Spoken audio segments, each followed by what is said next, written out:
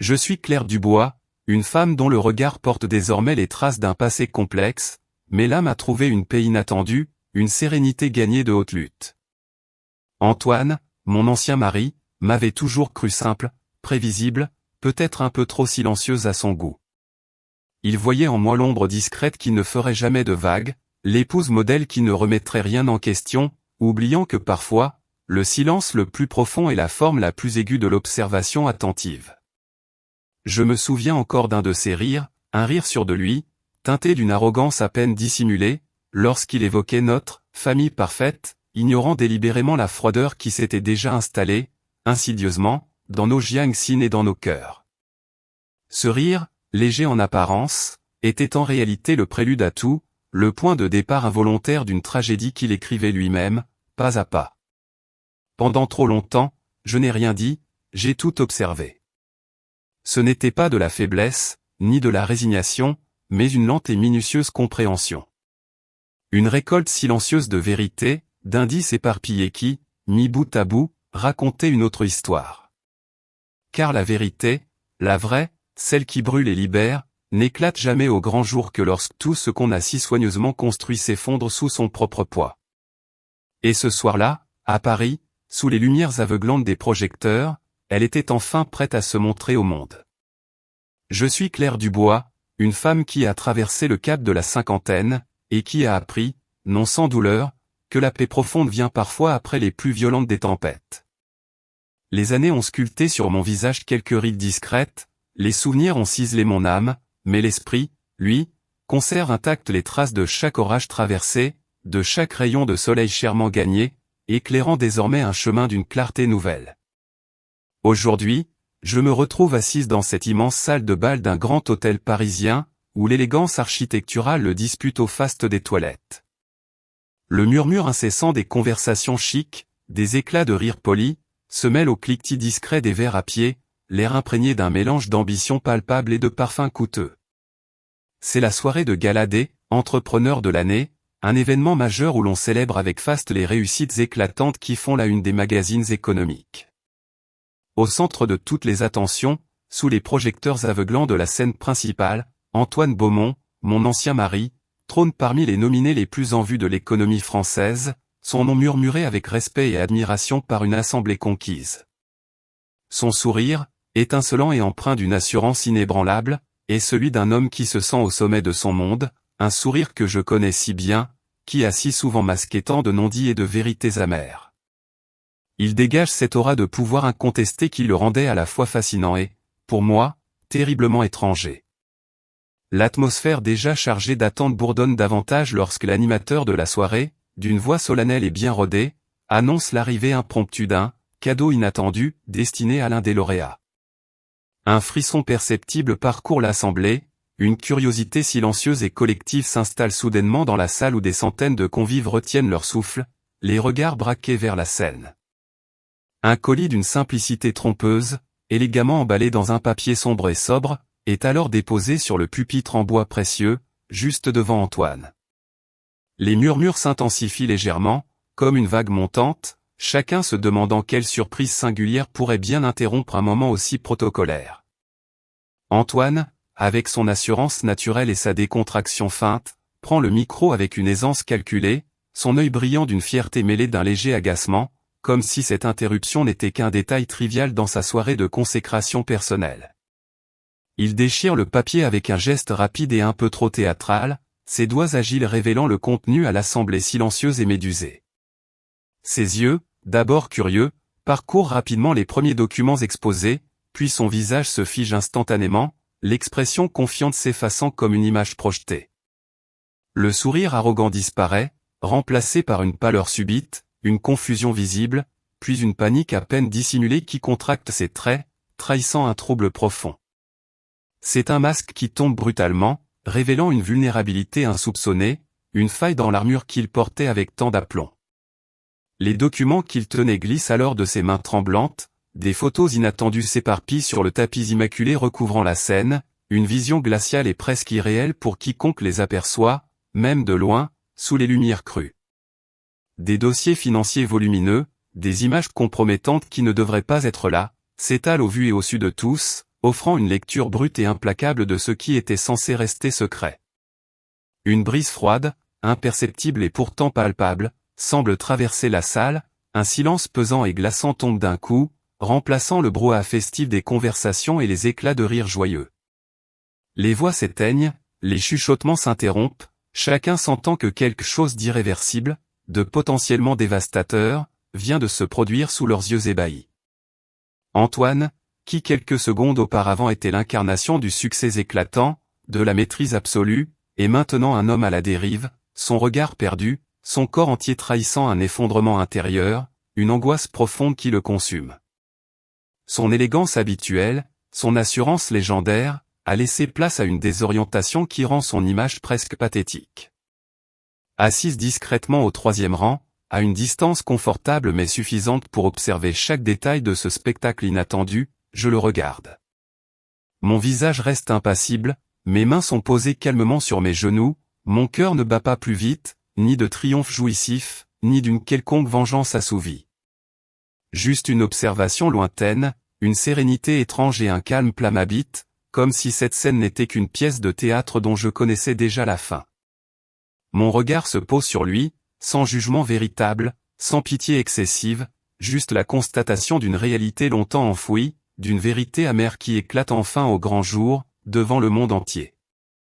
Cette scène n'est qu'un prélude, une simple ouverture, une porte qui s'ouvre grand sur un passé qui refuse obstinément d'être oublié, une histoire personnelle qui devait, un jour ou l'autre, trouver son chemin vers la lumière. Je me souviens d'un soir, dans notre immense Penthouse parisien, la ville scintillait sous nos pieds comme un tapis de diamants. Victor avait souri, d'un sourire que je croyais aimer, un sourire qui promettait le monde. Il avait dit que mon petit projet, cette idée de festival de lumière qui me passionnait tant, n'était qu'un charmant passe-temps, un détail sans importance. C'était une phrase banale, jetée au vent, mais elle portait déjà en elle le germe de notre effondrement. Il ne voyait pas ce que la lumière représentait pour moi, cette part essentielle de mon âme qu'il avait toujours tenue pour insignifiante, comme un simple accessoire de son décor. Il croyait que ma discrétion, mon besoin de paix, était une forme de docilité, une faiblesse facile à manipuler. Mais mon silence, souvent, était une observation. Une façon d'apprendre, de comprendre les motifs cachés sous les apparences, d'assembler les pièces d'un puzzle qu'il avait lui-même commencé à éparpiller. La vérité, comme une eau dormante, attendait son heure, cachée sous la surface lisse d'une vie trop parfaite, trop orchestrée. Il aura fallu que tout s'écroule pour que ce qui était essentiel devienne enfin visible, palpable. Les fondations véritables de notre histoire n'ont été mises à nu qu'après le chaos. Je m'appelle Élodie Dubois et j'ai 52 ans.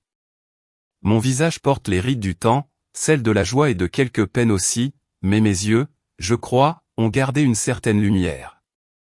Depuis des années maintenant, je vis une vie simple et apaisée dans une petite maison en Provence, non loin d'Aix, entourée des champs de lavande et du chant des cigales.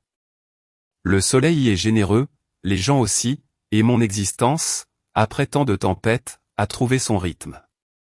Mon fils, Baptiste, est devenu un adolescent curieux et plein de vie, ma plus grande fierté, ma raison d'être. Nous formons, lui et moi, une bulle de tranquillité, loin du fracas du monde et, surtout, loin de l'homme qui fut un temps mon mari. Cette tranquillité, si chèrement acquise, fut brutalement interrompue un mardi après-midi. Le facteur, un jeune homme souriant que je connais bien, m'a tendu une grande enveloppe scellée, siglée d'un nom que je n'avais pas vu depuis des années sur un document officiel, Victor Lenoir. Mon sang n'a fait qu'un tour, un frisson froid a parcouru ma peau malgré la chaleur du sud. À l'intérieur, les termes juridiques dans un français froid et précis m'ont frappé de plein fouet. Une demande de test de paternité pour Baptiste, assortie d'une requête de garde exclusive. Victor, après des années d'indifférence absolue, de silence radio, de non-existence pour notre fils, remettait en question sa paternité. Il insinuait que j'avais tout orchestré, que j'avais manipulé les faits, que j'étais coupable d'une machination. Le téléphone a sonné quelques minutes plus tard, un numéro inconnu. C'était son avocat, une voix d'une politesse glaciale qui confirmait l'intention de son client. Victor Lenoir, le milliardaire, doutait de l'enfant qu'il avait toujours renié. Il réclamait notre fils, Baptiste, avec la même arrogance qu'il réclamait un bien qu'il estimait lui être dû. C'était un coup de poignard, une invasion de mon sanctuaire, une tentative de réécrire l'histoire, notre histoire. Je me suis dirigé vers la fenêtre, observant Baptiste qui riait aux éclats avec le chien dans le jardin, un ballon de football à ses pieds. Cet enfant, ma chair, mon âme, fruit d'un amour brisé et d'une survie acharnée. Un amour inconditionnel m'a submergé, doublé d'une détermination inébranlable. Non, je ne le laisserai pas faire. Cette bataille n'était pas seulement pour Baptiste, elle était aussi pour la vérité, pour ma dignité, pour tout ce que j'avais bâti seul, loin de son ombre. La paix que je pensais avoir trouvée était une illusion.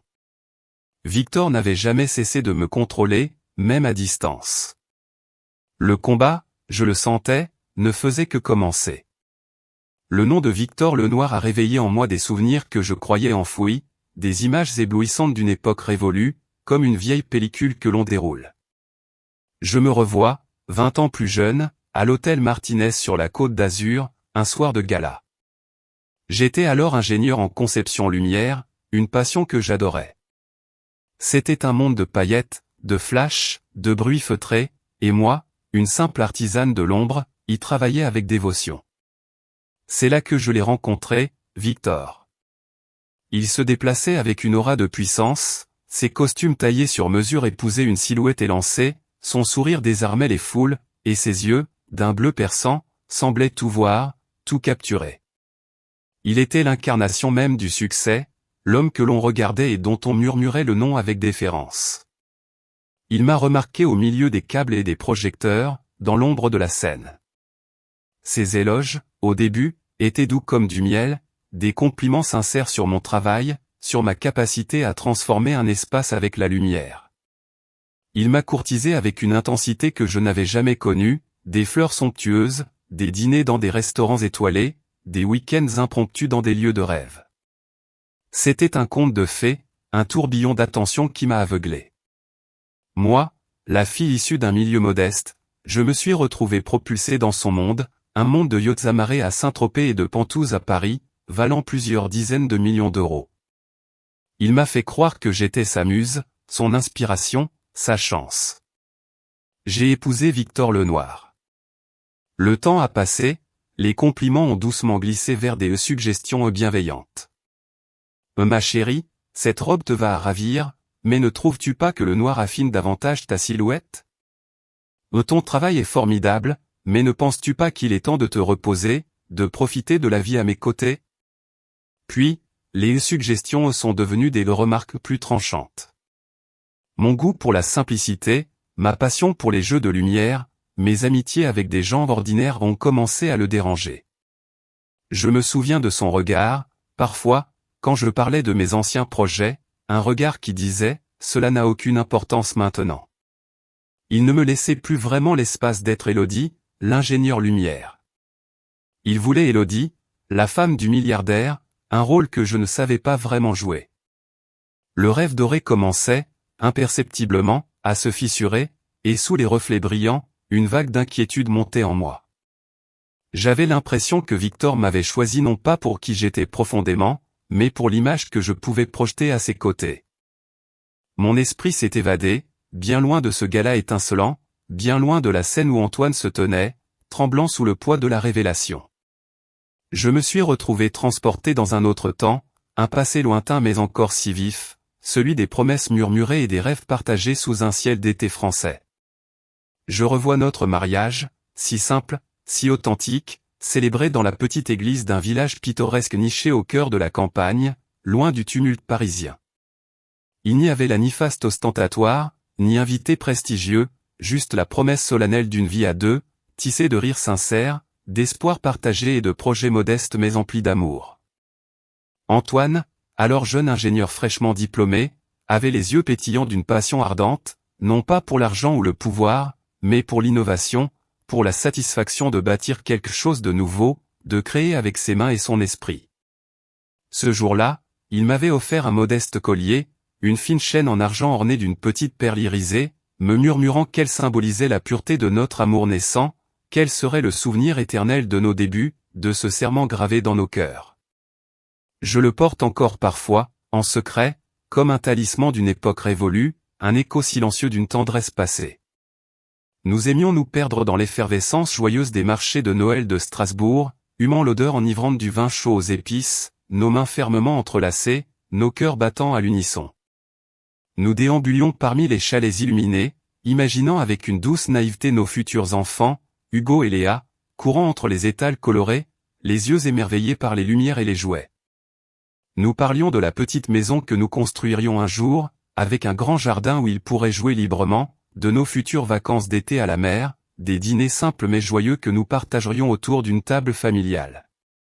Il y avait une tendresse infinie dans les gestes d'Antoine, une écoute attentive dans ses regards, une complicité profonde qui me faisait sentir que j'étais enfin à ma place, aimé et protégé. Antoine était alors l'homme que j'avais choisi, mon rocher inébranlable, mon complice le plus cher, celui avec qui j'imaginais vieillir sereinement, main dans la main. Puis, insidieusement, la machine s'est emballée. L'ascension d'Antoine dans sa carrière a été fulgurante, le transformant rapidement de jeune ingénieur prometteur en entrepreneur ambitieux, aux vues toujours plus lointaines. Les réunions professionnelles se sont multipliées, devenant une danse incessante d'obligations et de rendez-vous inévitables. Les voyages d'affaires à l'étranger, ou vers des villes emblématiques comme Cannes et Monaco, sont devenus la nouvelle norme, des impératifs dictés par un succès toujours plus grand.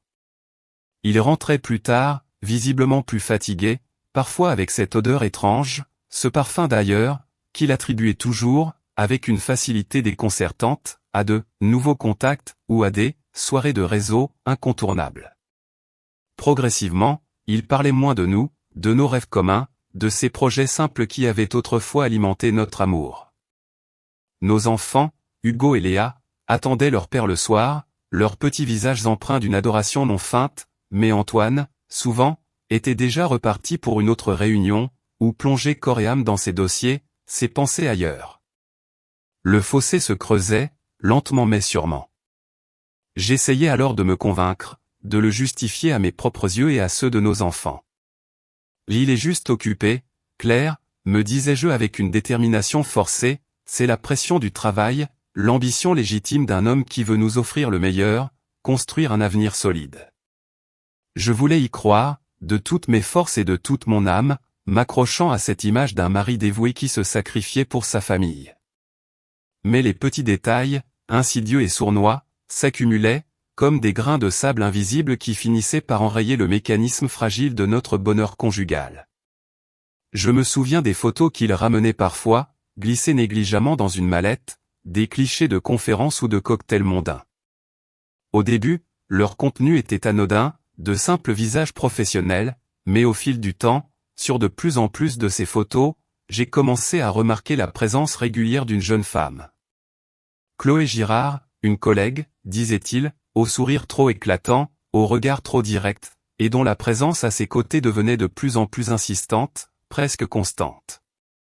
Ce n'était encore qu'une ombre lointaine, une silhouette discrète dans le cadre de ces images, mais elle commençait à s'immiscer, lentement et sûrement, dans le tableau parfait que j'avais imaginé pour notre vie, une tache discrète sur la toile de notre bonheur.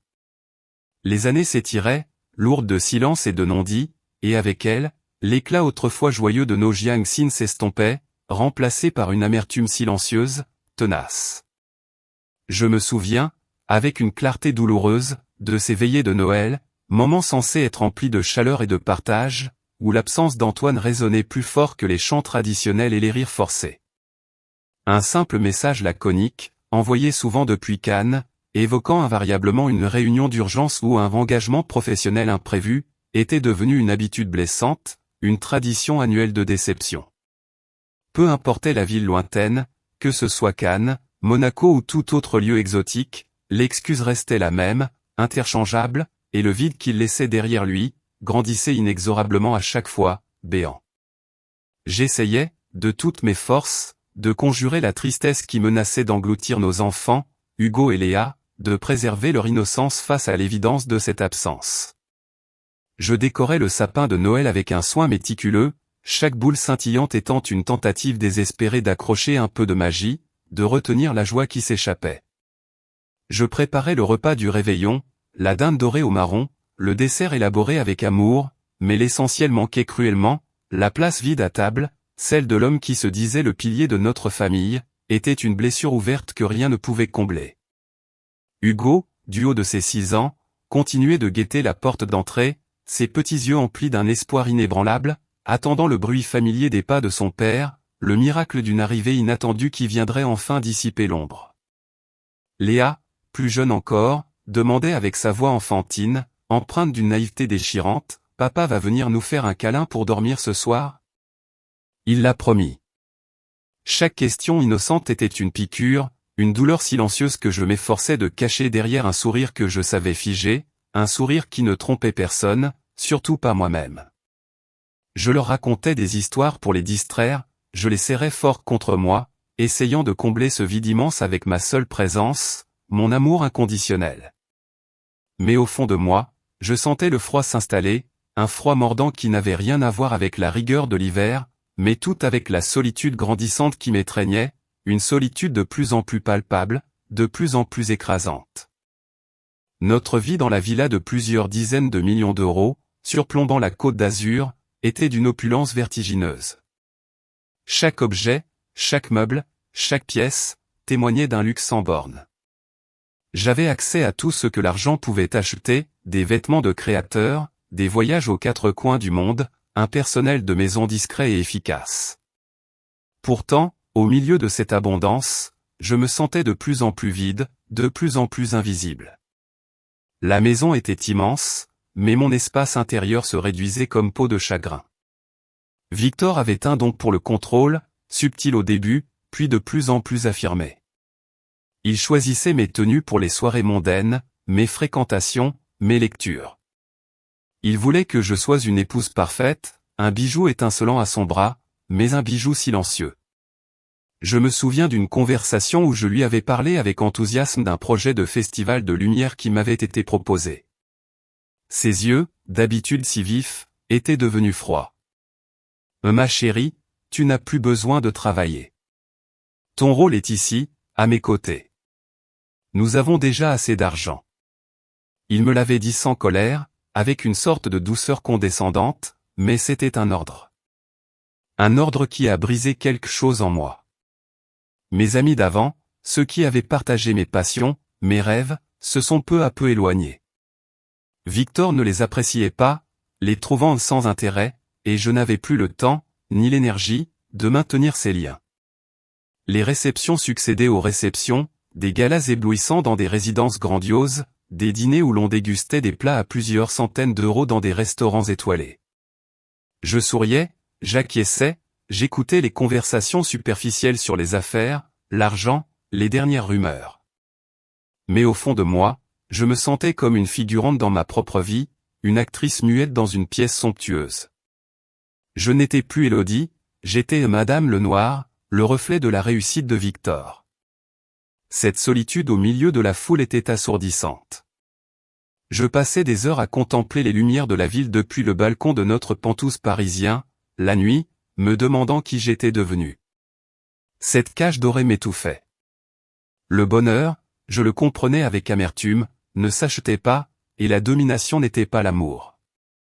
Je savais que Victor ne changerait pas, que mon affection ne suffirait jamais à adoucir son désir de possession. C'est au milieu de cette solitude, de ce sentiment d'être perdu, que la vie a frappé à ma porte d'une manière inattendue. J'étais enceinte. Mon cœur a bondi d'une joie immense, un espoir fou s'est allumé en moi. J'ai cru, avec une naïveté que je regrette aujourd'hui, que cet enfant serait notre pont, la raison pour Victor de changer, de retrouver une part d'humanité. Je m'imaginais qu'il s'adoucirait, qu'il verrait en Baptiste le symbole d'un nouvel amour, d'une famille enfin unie. Je l'ai annoncé à Victor un soir, dans le salon immense, le cœur battant la chamade, une petite boule de bonheur et d'appréhension dans la gorge. Sa réaction fut un choc d'une violence inouïe. Son visage, d'ordinaire 6 mètres de lui, s'est déformé d'une expression de pure fureur. « Tu es stupide, Élodie ? Ces enfants ne sont pas de moi. Tu m'as trompé. » Ces mots ont frappé comme des coups de marteau. Il m'a accusé d'infidélité avec une cruauté glaçante, son regard plein de mépris. il a brandi un document, qu'il a appelé un résultat de test ADN, assurant que l'enfant ne portait pas son héritage génétique. Tout était faux, bien sûr, je l'ai appris bien plus tard. Mais à ce moment-là, sa certitude était un mur infranchissable, sa colère une vague déferlante. Cette même nuit, il m'a jeté dehors. Littéralement. Avec une petite valise à la main, mes vitamines prénatales et rien d'autre. Il m'a laissé, seul, pieds nus sur l'allée froide de notre propriété à Paris, sous la pluie fine, les hurlements de sa rage résonnant encore à mes oreilles. Mon monde s'est effondré en un instant. Je me souviens de ce vide abyssal, de cette douleur physique et émotionnelle qui m'a tordu les entrailles. La trahison de Victor était totale, absolue. Il n'y avait plus d'amour, plus de respect, plus aucune trace d'humanité. J'étais une femme enceinte, sans un sou, sans endroit où aller, sans personne vers qui me tourner. L'illusion d'une famille heureuse avec lui s'était brisée en 1000 morceaux. Je me suis senti jeté, comme un déchet sans valeur. Mon unique espoir, ce petit être qui grandissait en moi, était désormais ma seule ancre dans cette nuit d'une noirceur infinie. Je n'avais plus foi en lui, en son amour, en ses bonnes intentions. J'étais seul, complètement seul, et l'abandon était un gouffre. Après avoir été chassé de chez Victor, ma vie est devenue une lutte constante. J'ai trouvé refuge dans un petit appartement exigu en banlieue de Lyon, loin de Paris, de ses souvenirs et de Victor. J'ai enchaîné les petits boulots, des missions de remplacement, des extras dans la restauration. Mon ventre s'arrondissait, ma fatigue grandissait, mais ma détermination à protéger cet enfant, mon Baptiste, était inébranlable. Les difficultés financières étaient quotidiennes. Je mangeais des pâtes, des boîtes de conserve, je comptais chaque euro pour assurer un minimum à notre futur. La solitude était une compagne fidèle. L'ombre de Victor planait encore, subtilement. Ses contacts dans le milieu de l'entreprise s'assuraient que les portes se referment souvent devant moi, rendant chaque recherche d'emploi un chemin de croix. J'ai appris à me fier à moi-même, à ne plus attendre l'aide de personne. Cette épreuve, malgré sa dureté, m'a forcé à retrouver une force intérieure que je croyais perdue, à me reconnecter à l'Élodie d'avant, celle qui construisait des rêves avec des fils et des projecteurs. Et parfois, dans les moments les plus sombres, un souvenir, doux comme une brise d'été, venait caresser mon esprit. C'était celui d'Antoine Moreau. Je l'avais rencontré 2 ans avant Victor, lors d'un autre événement à l'hôtel Martinez à Cannes. Lui aussi était un homme d'affaires influent, un milliardaire même, mais son regard portait une mélancolie que je n'avais pas perçue chez Victor. Un soir, après la fin de l'événement, alors que tout le monde était parti, je l'avais trouvé seul, assis dans un coin sombre, les coudes sur les genoux, le visage entre les mains. Nous avions parlé, non pas d'affaires ou de chiffres, mais de solitude, de pression, de la difficulté d'être soi-même dans un monde d'apparence. Il m'avait écouté. Vraiment écouté. Et un instant, juste un instant, j'avais senti une connexion, une chaleur humaine, vraie, sans artifice. Il y avait eu un échange de regards, un sourire partagé, un moment de pure, simple humanité. Je n'avais jamais reparlé de cet homme, n'ayant aucune intention de mêler ma vie compliquée à la sienne. Ce souvenir, je le gardais précieusement, comme un petit secret, une lueur ténue qui me rappelait qu'une autre forme de connexion existait, loin de l'éclat trompeur de Victor. Il était mon petit jardin secret, mon rappel silencieux que la gentillesse et l'authenticité étaient des trésors inestimables, si différents de la superficialité que j'avais connue. Chaque année, avec une fidélité obstinée, je prenais le temps de faire des petits gâteaux de pain d'épices, parfumés aux zestes d'orange, une tradition familiale que j'avais instaurée avec Antoine. Il adorait ça, il disait que ça lui rappelait tendrement son enfance heureuse dans sa province natale, ses douceurs réconfortantes préparées avec amour par sa grand-mère. Je les posais délicatement sur la grille de ma cuisine, laissant leur parfum épicé envelopper la maison d'une chaleur éphémère, d'une illusion de foyer. Mais, d'année en année, il restait là, intouché, refroidissant lentement, ignoré par l'homme qui, avec une hypocrisie grandissante, se disait, attaché à la famille plus que tout, un homme qui prétendait chérir ses moments simples. Ces petits gâteaux, autrefois symbole d'un amour simple et d'un passé heureux, devenaient les témoins silencieux de ma solitude, de nos promesses brisées, des illusions qui s'effritaient peu à peu. Ils étaient le miroir de notre mariage, une douceur périssable, laissée à l'abandon. Et puis, comme si le destin lui-même s'acharnait à ajouter du poids à mes épaules déjà courbées, un appel inattendu est tombé un soir, brisant la maigre tranquillité qui me restait, achevant de fissurer ma carapace. L'hôpital. Une voix grave, emplie d'une compassion professionnelle, annonçant que ma mère avait eu des complications, que son état de santé s'était malheureusement aggravé. Un coup de massue, une urgence nouvelle qui s'ajoutait à la liste déjà longue de mes préoccupations, tandis que je me sentais déjà si fragile, si seul à porter le poids de tant de déceptions. L'image de ma mère, souffrante, son visage marqué par la maladie, s'est superposée, avec une cruelle acuité, à celle de ces Jiangxin désenchantés, me laissant un sentiment d'impuissance accablant, une douleur nouvelle qui venait s'ajouter à l'ancienne, une vague sombre menaçant de tout emporter sur son passage. Mon cœur saignait de 1000 blessures, chaque événement, chaque absence, chaque mensonge creusant un peu plus le fossé de ma détresse. Les soupçons, au début, n'étaient que de fines toiles d'araignée tissées dans les recoins les plus sombres de mon esprit, faciles à balayer d'un revers de la main, à ignorer délibérément. Mais, inexorablement, ils se sont épaissis, devenant un voile lourd, opaque, impossible à déchirer, impossible à ignorer plus longtemps. Je me souviens, avec une précision glaçante, de ces soirs où Antoine rentrait tard, toujours plus tard, son corps imprégné d'une odeur de parfum étranger, un sillage que je ne portais pas, que je ne reconnaissais pas, et qui ne me laissait aucun doute sur sa provenance. Je m'efforçais de me convaincre, encore et encore, que c'était mon imagination qui me jouait des tours, que j'étais, trop sensible, que le stress et la fatigue me faisaient percevoir des choses qui n'existaient pas. Mais cette sensation de malaise lancinant, ce nœud douloureux qui se serrait chaque soir un peu plus dans mon estomac, ne me quittait jamais, une présence constante, oppressante. Le mensonge, je le savais désormais, avait un parfum bien distinct, et bien dans notre bulle, même lorsque le monde autour de moi commençait déjà à s'écrouler en silence, pierre par pierre. C'était une habitude, une protection illusoire contre une réalité trop douloureuse. Un île était entêtant, suffocant. Les voyages d'affaires, urgents, d'Antoine sont devenus de plus en plus fréquents, leur durée s'allongeant sans explication réelle, ses absences ce après-midi ordinaire, alors que je m'affairais à des tâches domestiques, mon téléphone a vibré soudainement, me tirant de mes pensées. Un message. De Marc Fournier. Marc, mon ami de longue date, transformant en de véritables gouffres.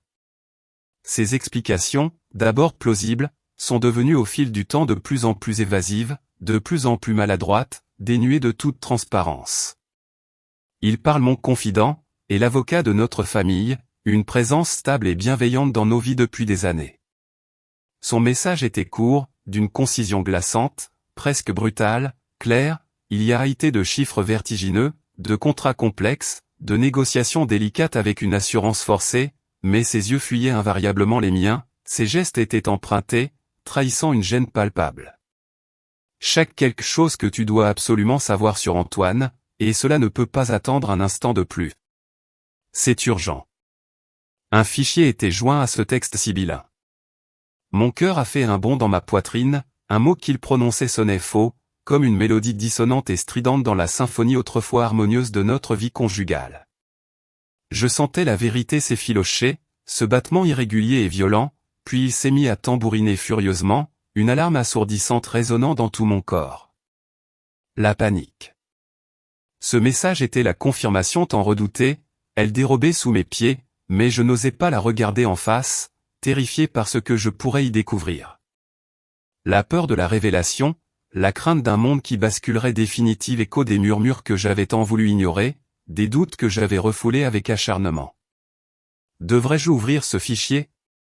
Cette question, simple en apparence, a déclenché une ment, était un mur infranchissable, bien plus solide que ma colère, bien plus oppressante que ma curiosité la plus brûlante.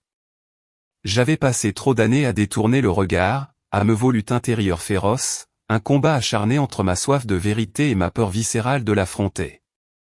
La peur de la confirmation, la peur d'un monde familier qui basculerait tirer la face, à prétendre que tout allait bien, même lorsque les fondations de ma vie s'écroulaient autour de moi. Un après-midi d'une banalité trompeuse, mon téléphone a vibré immédiatement, était plus forte que tout, plus puissante encore que ma colère ou ma simple curiosité. J'avais passé des années, une décennie entière peut-être, à détourner le regard, à me voiler la face, me tirant brutalement de ma torpeur. Un message de Marc Fournier.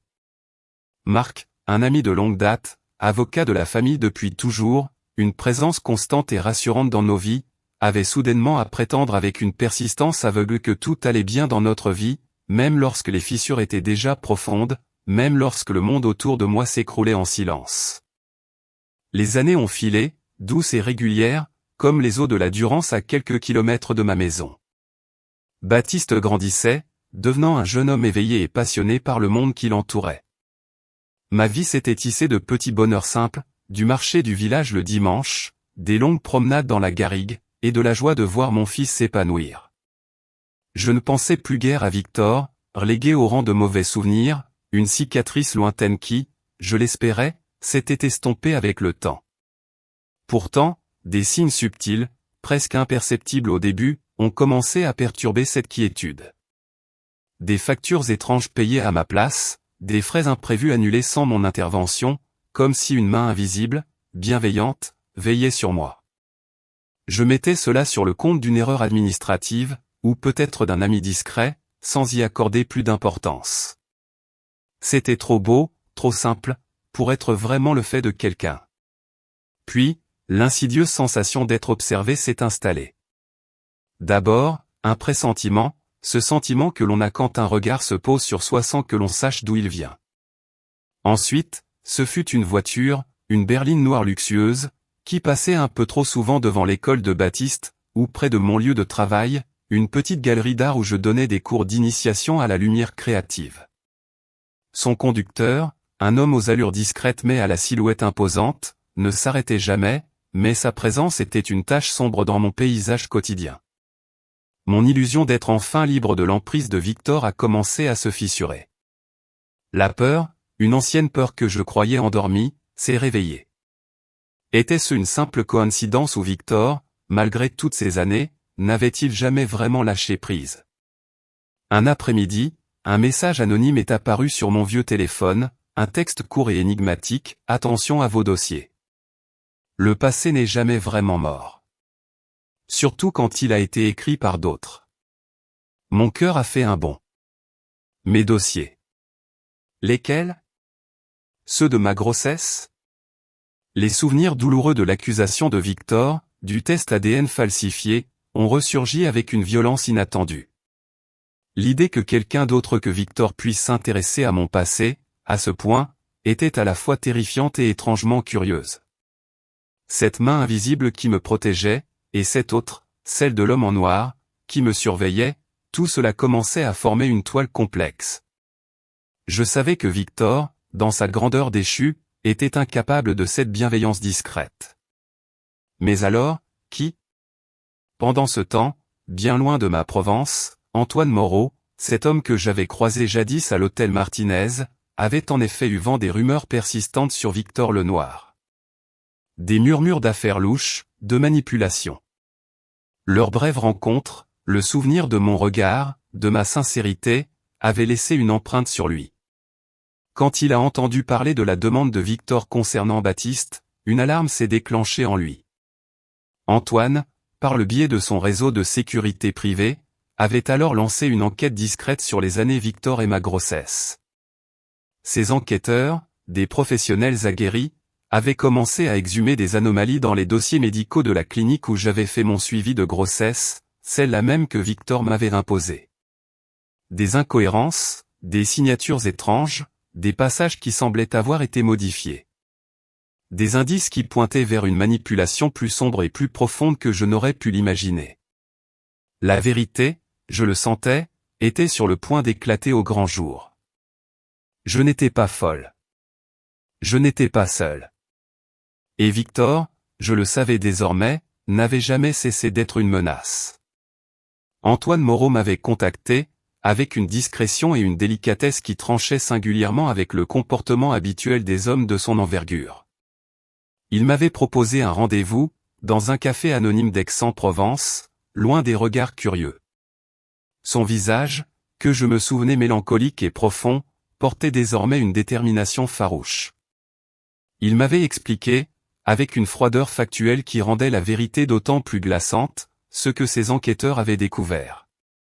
Des dossiers médicaux manipulés, des signatures falsifiées, des témoignages d'employés de la clinique de la banlieue lyonnaise que Victor m'avait imposés, des employés achetés, terrifiés, mais qui, face à la rigueur des hommes d'Antoine, avaient fini par parler. Le plus terrible était là, noir sur blanc, dans une série de documents et de relevés ADN que Victor n'avait jamais imaginé voir ressurgir. Baptiste, mon fils, n'était pas son enfant biologique. Non pas parce que je l'avais trompé, mais parce que Victor avait lui-même orchestré la manipulation génétique, un échange d'embryons, un sombre dessein pour me lier à lui, pour s'assurer une mainmise sur ma vie. Il avait utilisé ma grossesse comme un levier, comme une arme. Le monde autour de moi s'est figé, les bruits du café se sont tus. La tasse de café devant moi est devenue froide. Victor n'avait jamais cru à mon infidélité. Il savait que Baptiste n'était pas de lui, parce qu'il avait lui-même manigancé le mensonge. Il avait tout planifié, depuis le début. Le test ADN qu'il avait agité sous mon nez cette nuit-là, en me chassant, était une pure supercherie, une mise en scène cruelle pour m'humilier et me déposséder. Une colère glaciale, longtemps réprimée, a commencé à monter en moi, une colère profonde, non pas bruyante, mais d'une intensité telle qu'elle m'a noué les entrailles. Ce n'était plus seulement l'abandon, c'était une trahison fondamentale de ma personne, de ma maternité, de la vie même de mon enfant. Antoine a posé une main sur la mienne, son regard exprimant une compassion sincère. Il a dit que Victor, se sentant acculé par les premières actions d'Antoine et par ma demande de test ADN initial, avait riposté avec fureur, réclamant la garde exclusive, non plus sur la base de doutes, mais avec la certitude d'un homme qui croyait posséder ce qu'il convoitait. Il menaçait de me détruire légalement, socialement, de me réduire à néant si je ne retirais pas ma plainte. C'est là que j'ai vu la vérité dans toute son horreur. Victor n'était pas juste un homme arrogant ou égoïste.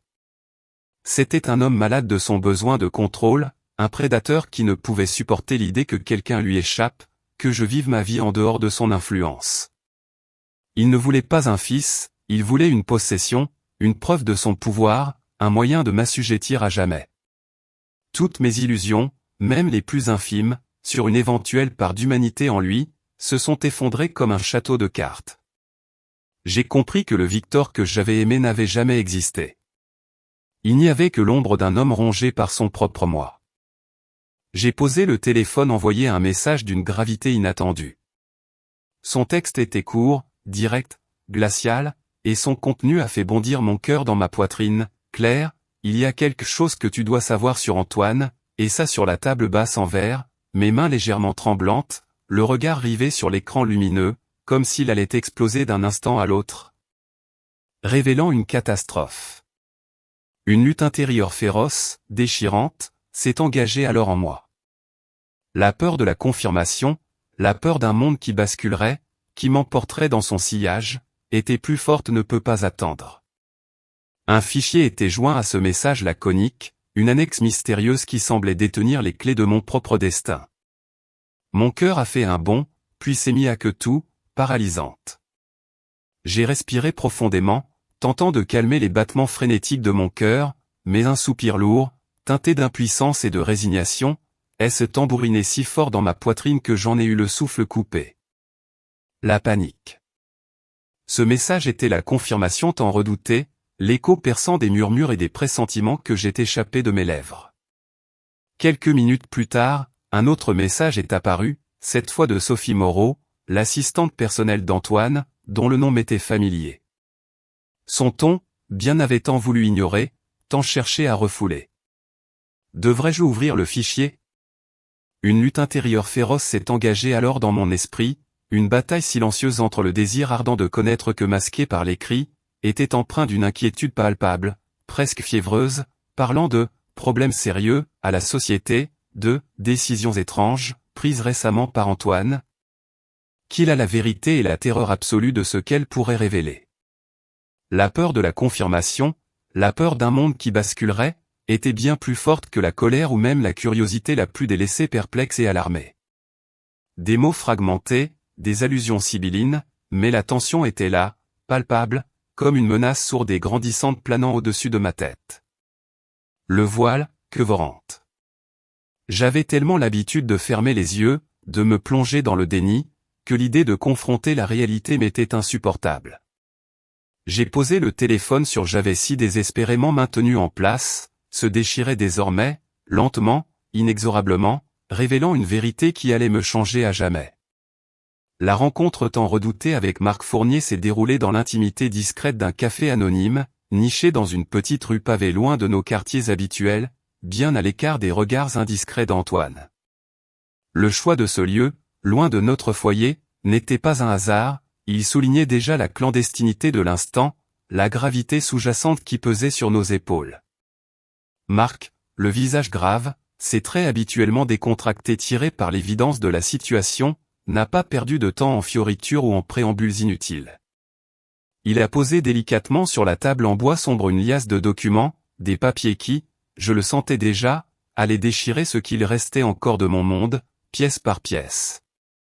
Mon cœur, déjà lourd et meurtri par tant d'alertes silencieuses, s'est serré d'une angoisse sourde et persistante, une sensation familière d'appréhension qui s'est transformée en certitude douloureuse à la vue de ces feuilles. Il y avait là, noir sur blanc, une preuve irréfutable, accablante, un virement bancaire de 500 000 €, effectué sans mon consentement ni ma connaissance, vers un compte au nom de Chloé Girard. 500 000 €. Les chiffres, brutalement alignés sur le relevé, dansaient devant mes yeux embués, une somme astronomique, vertigineuse, qui s'est plantée en moi comme un coup de poignard financier, froid et calculé.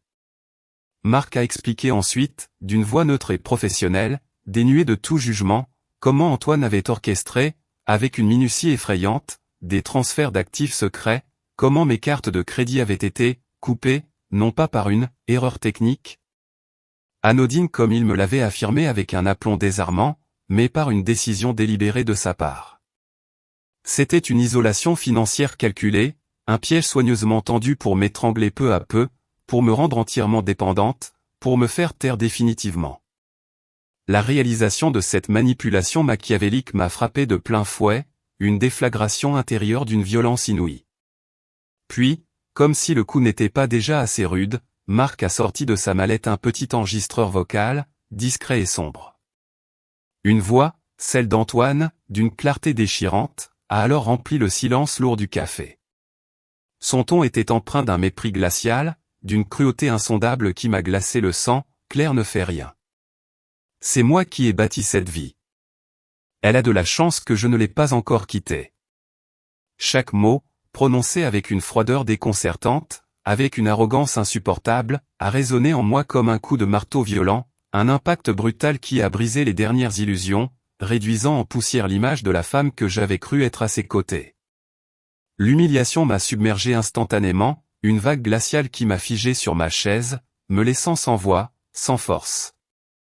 J'ai senti mes joues brûler d'une onde profonde, non pas pour moi, mais pour cet homme que j'avais aimé, pour l'ignominie de ses propos.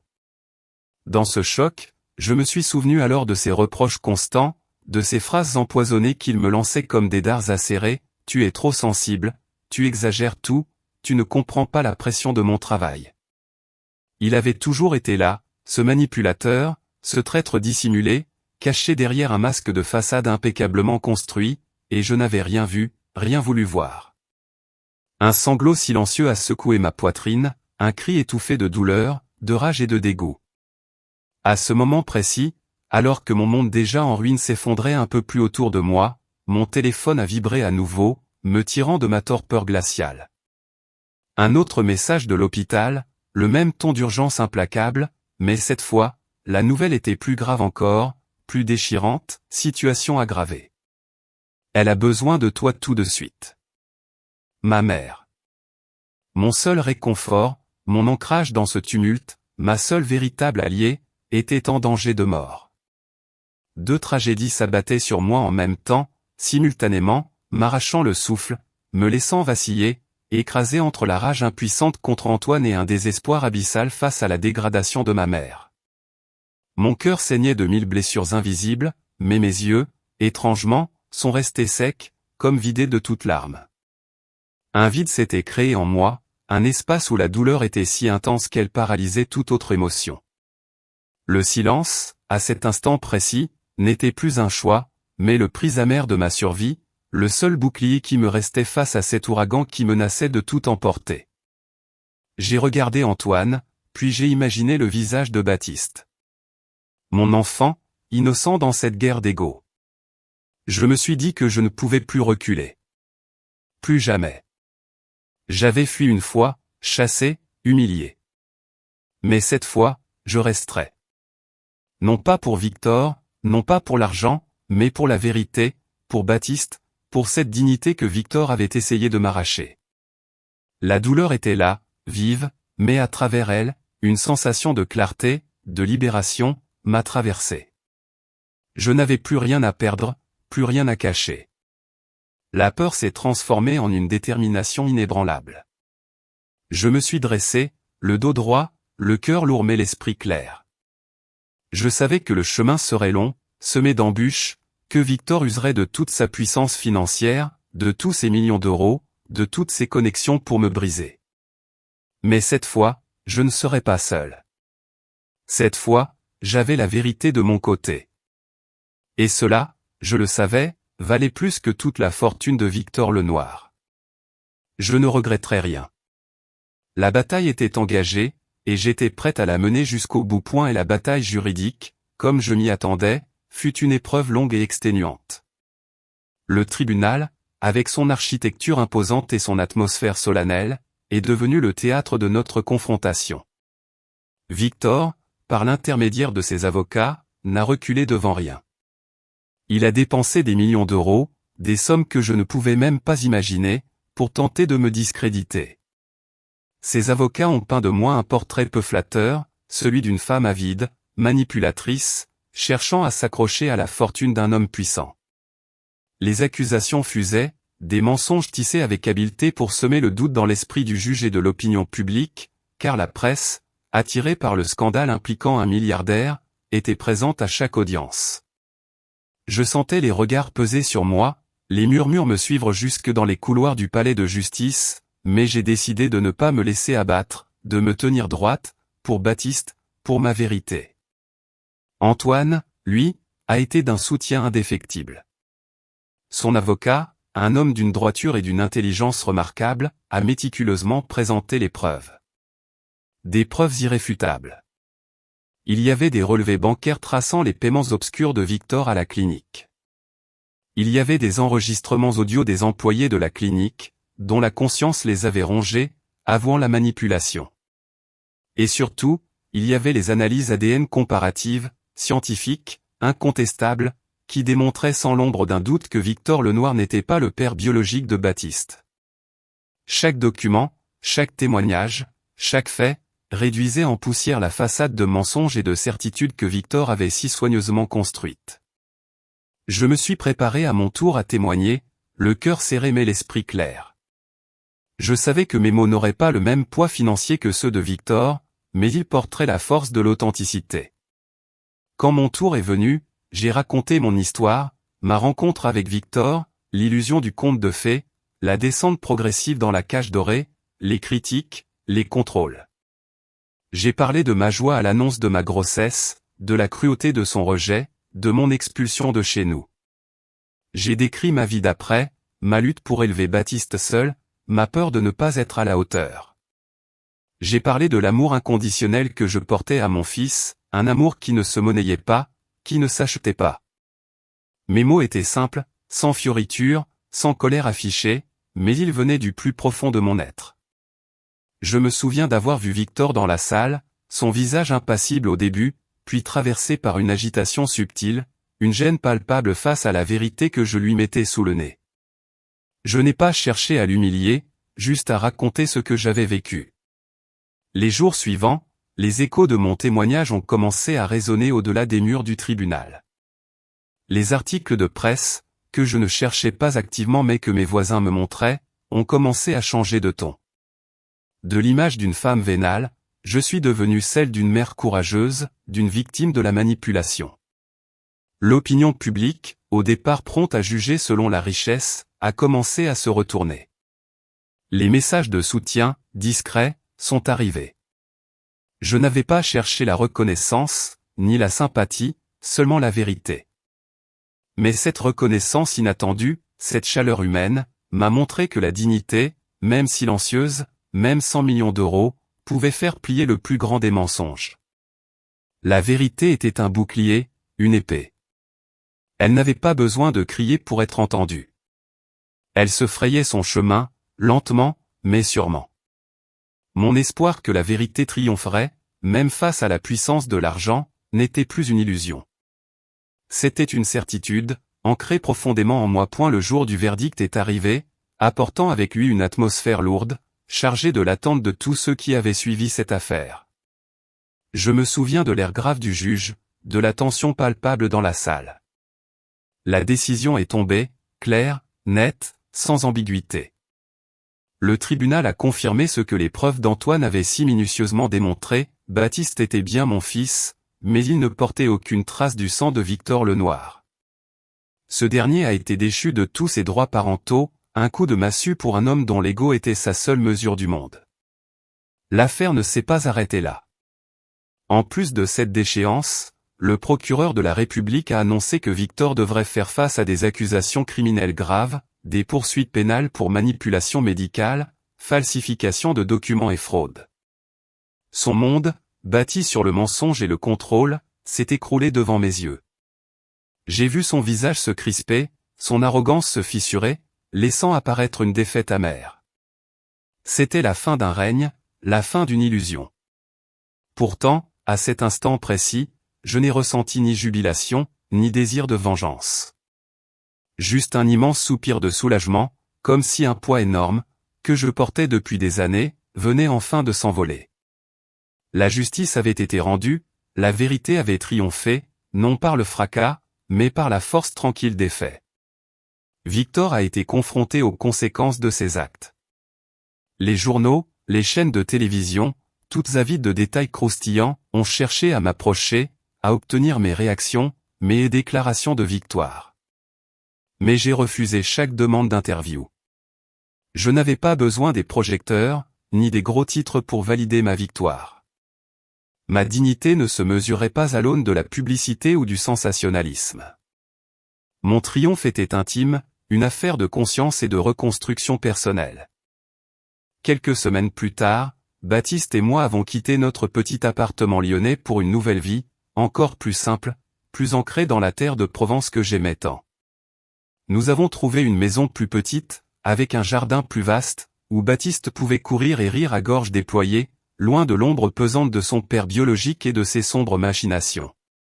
Cette nouvelle adresse était un symbole, un nouveau départ, une page blanche que nous allions écrire ensemble. Antoine, avec une délicatesse qui le caractérisait, avait veillé à ce que notre transition se fasse en douceur, offrant son aide discrètement, sans jamais s'immiscer, respectant mon besoin de silence et de reconstruction. Il était une présence rassurante, un ami fidèle dont la gentillesse était un baume pour mon cœur. Les illusions de la richesse et du statut avaient complètement disparu de mon esprit. J'avais appris que le véritable bonheur ne résidait pas dans l'opulence, ni dans l'approbation du monde extérieur, mais dans la paix intérieure, l'amour sincère et la liberté d'être soi-même, loin de toute contrainte. La richesse de Victor n'avait apporté que souffrance, tandis que ma pauvreté avait fait naître une force que je ne soupçonnais pas.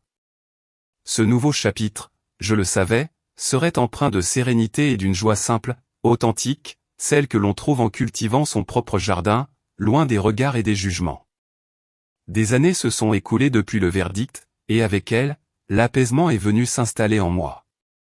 Je contemple ma vie nouvelle, ici, au cœur de la Provence.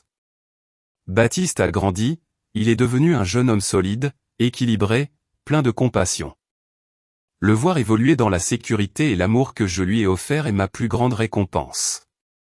Il ignore les détails sordides de cette histoire, protégé par mon silence et par la distance que nous avons mise entre nous et le passé. Je n'ai plus peur. La peur de Victor, la peur du manque, la peur de ne pas être à la hauteur, tout cela s'est dissipé comme la brume matinale sous le soleil provençal. Je n'ai plus besoin de prouver ma valeur à quiconque. Ma valeur, je la connais, elle est ancrée au fond de moi, dans ma résilience, dans l'amour que je porte et que je reçois. Antoine Moreau, cet homme discret et d'une loyauté inébranlable, est resté une présence bienveillante dans ma vie. Notre relation s'est construite sur une estime mutuelle, une compréhension profonde, loin des conventions et des attentes du monde. Il vient me voir parfois, nous partageons un repas simple, des discussions sincères sur la vie, sur l'art, sur nos chemins respectifs. Il est un ami précieux, un témoin silencieux de ma reconstruction, et sa présence est un rappel que les véritables richesses ne se mesurent pas à la surface. J'ai retrouvé ma passion pour la lumière, non pas celle des projecteurs de grands événements, mais celle qui sculpte les paysages, qui met en valeur la beauté des objets anciens que je restaure parfois. C'est une joie pure, une expression de ma liberté retrouvée, sans la pression, sans l'ombre d'une attente extérieure. Je sais que j'ai gagné cette bataille, non pas en terrassant un adversaire, mais en me relevant, en protégeant ce qui m'est cher, en restant fidèle à mes propres valeurs. La victoire, je l'ai trouvée dans ma capacité à me pardonner à moi-même d'avoir été naïve, et à pardonner aussi, non pas à Victor, mais à cette partie de ma vie qu'il a empoisonnée. Il n'a plus de pouvoir sur moi. Élodie, assise sur sa terrasse baignée de soleil, regardait Baptiste jouer dans le jardin. La sérénité de son visage racontait une histoire bien plus riche que les titres de journaux qui avaient un jour clamé la chute de Victor Lenoir. Antoine, parfois, passait la voir, leur amitié, profonde et respectueuse, s'étant épanouie loin des projecteurs. Leur conversation était celle de deux âmes qui avaient vu la tempête et en étaient ressorties grandies. L'histoire de Victor, quant à elle, était devenue un conte moderne, non pas d'une victoire éclatante ou d'une défaite due au manque, mais de la justice inévitable. Ce n'était point son absence de fortune ou de connexion qu'il avait perdu, car il en possédait des millions d'euros. Sa véritable chute résidait dans l'arrogance d'un homme qui ne sut jamais voir au-delà des apparences et des positions sociales. Il avait jugé Élodie, non par la lumière de son âme, mais par le prisme déformant de son portefeuille et de son statut. Il l'avait crue malléable, interchangeable, une simple pièce dans son grand échiquier. Et pour cela, l'univers, ou du moins la justice des hommes, avait réclamé son dû. L'orgueil, n'est-ce pas, est souvent le premier pas vers la déchéance, même pour ceux qui semblent tout avoir. Ce que Victor n'avait jamais compris, c'est que ces actes de trahison et de manipulation n'étaient pas le reflet d'une quelconque insuffisance chez Élodie, mais le cri silencieux de sa propre fragilité, d'un ego si délicat qu'il ne pouvait tolérer l'autonomie et la force intérieure. Il avait besoin de se sentir indispensable, d'être le seul pourvoyeur, le sauveur de l'histoire qu'il avait lui-même écrite. Face à une femme qui, dans sa discrétion et sa détermination, se suffisait à elle-même, son monde s'était écroulé. Sa trahison n'était pas une réaction à une faiblesse d'Élodie, mais une tentative désespérée de rabaisser cette force tranquille qui le terrifiait, de la ramener sous son contrôle pour apaiser ses propres insécurités abyssales et son besoin pathologique d'être nécessaire. Pourtant, la victoire d'Élodie ne s'inscrivait pas dans la vengeance, ni dans l'humiliation publique de Victor, bien que le destin s'en soit chargé d'exposer la vérité. Sa grandeur résidait dans quelque chose de bien plus profond, sa capacité à maintenir son intégrité et sa dignité inébranlable. Elle était partie sans un mot d'explication superflu, sans plainte aigre, choisissant de vivre sa vérité plutôt que de s'enliser dans les querelles de son passé. Elle n'avait pas cherché à détruire, mais à se reconstruire, pièce par pièce, dans le silence de son courage. Sa véritable revanche fut d'avoir survécu, d'avoir protégé son enfant et d'avoir, enfin, trouvé sa propre paix, non pas contre un autre, mais avec elle-même. La vie nous enseigne que les plus grandes richesses ne se comptent pas en euros, mais en résilience et en authenticité. Car, comme le disait si justement Sénèque, ce n'est pas parce que les choses sont difficiles que nous n'osons pas, c'est parce que nous n'osons pas qu'elles sont difficiles. Et vous, chers amis, dans ces moments où l'existence nous malmène, quelle est la force que vous puisez en vous pour renaître? L'histoire d'Élodie Dubois s'achève ici. Que pensez-vous des décisions d'Élodie?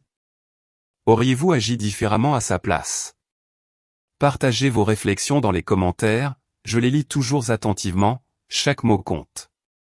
Si cette histoire vous a fait réfléchir ou vous a ému, n'oubliez pas de laisser un j'aime, de la partager avec une personne qui pourrait aussi être touchée, et de vous abonner à la chaîne pour ne pas manquer nos prochaines explorations de l'âme humaine.